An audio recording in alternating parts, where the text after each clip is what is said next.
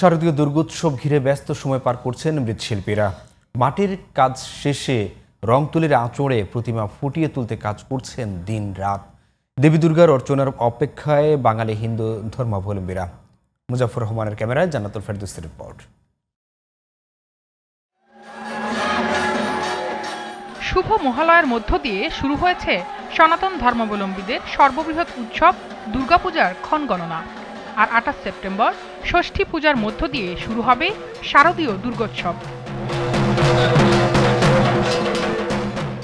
শেষ মুহূর্তে সুনিপন ছোঁয়া আর রং তুলির আঁচড়ে দেবী দুর্গার অনিন্দ সুন্দর রূপ দিতে দিনরাত কাজ করছেন প্রতিমা শিল্পীরা।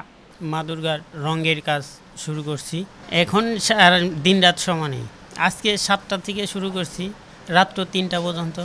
রং বাকি আছে, শাড়ি পরান বাকি আছে, চোখের কাজ বাকি আছে, হাতে লাল দেওয়ার কাজ বাকি আছে।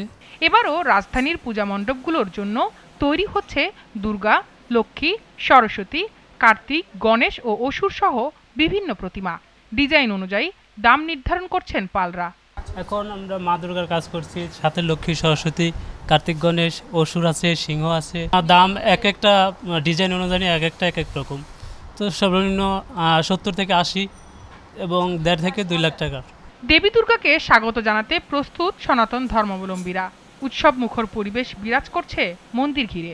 মূর্তি কতটুকু রেডি হয়েছে ওটা দেখতে, সামনে পূজা, খুব মজা করবো তাই।